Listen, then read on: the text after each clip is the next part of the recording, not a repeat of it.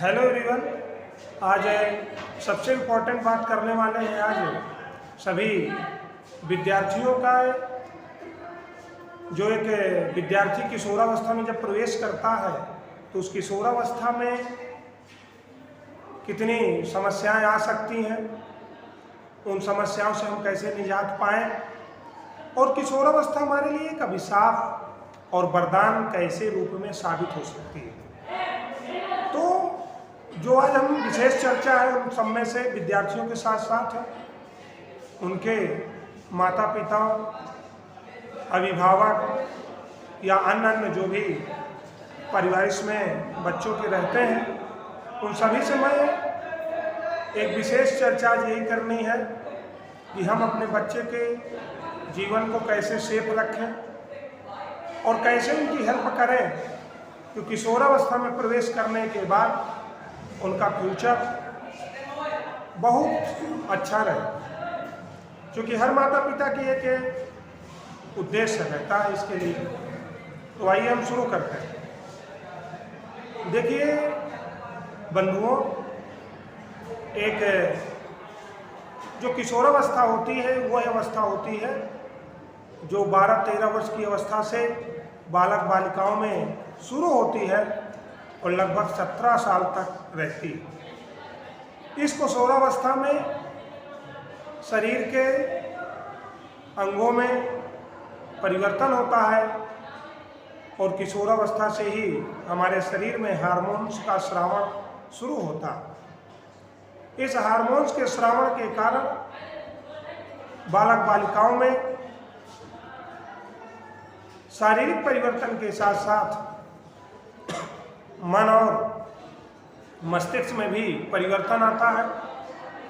इस परिवर्तन से बालक बालिकाएं अपने मार्ग से विचलित हो जाती हैं और जो यह अवस्था पढ़ने की रहती है वो पढ़ने वाले मार्ग से विचलित होकर किसी अन्य मार्ग में अग्रसर हो जाते हैं।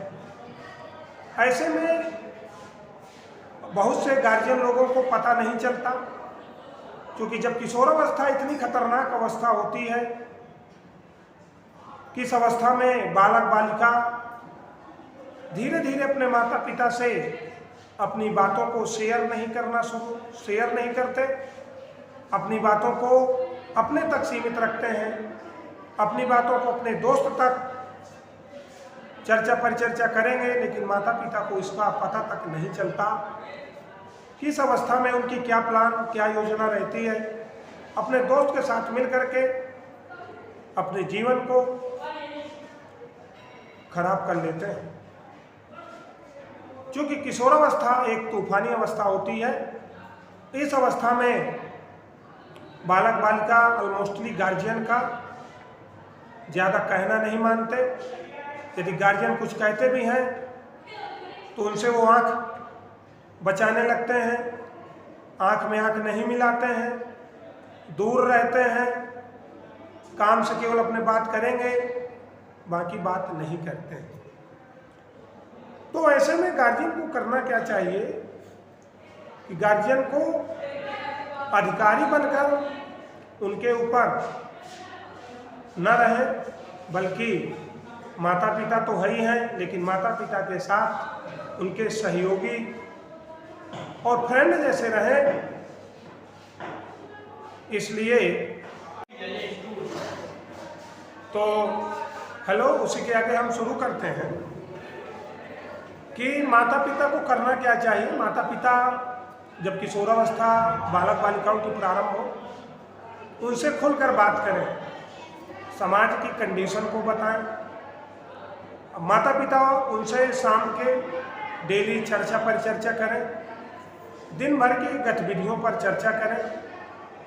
जब ऐसी आप बात करेंगे तो बालक आपसे आँख में आँख मिलाकर धीरे धीरे बात करेगा।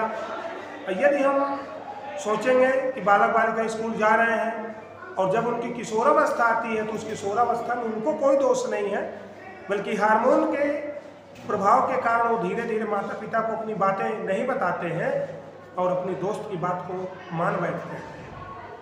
क्योंकि वो दोस्त को सब कुछ मानते हैं कि हमारा दोस्त से अच्छा कुछ नहीं। ऐसे में बालक बालिका अपने जो पढ़ाई का टाइम है, जो भविष्य बनाने का टाइम है, वो टाइम इस क्षेत्र में न लगाकर किसी दूसरे क्षेत्र में लगाते हैं, जो आज बहुत बड़ी विडंबना है। मैं देखता हूँ कि आज हर घर में मोबाइल है।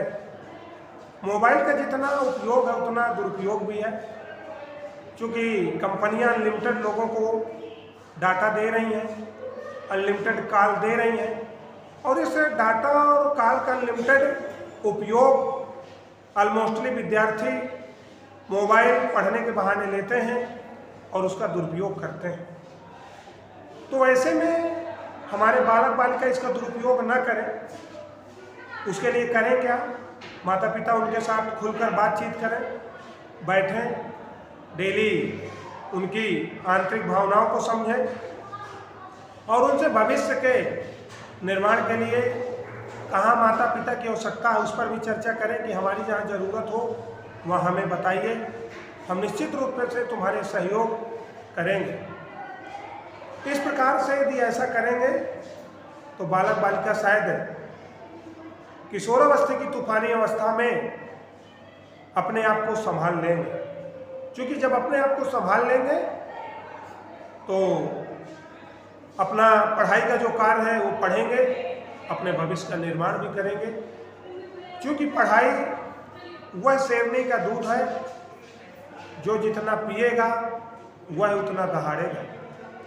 क्योंकि आप देखते हैं कि जो व्यक्ति बहुत ज़्यादा पढ़ा लिखा है, हायर एजुकेशन है, वो तो अपने आप को कहीं ना कहीं सेटलमेंट कर लेता है।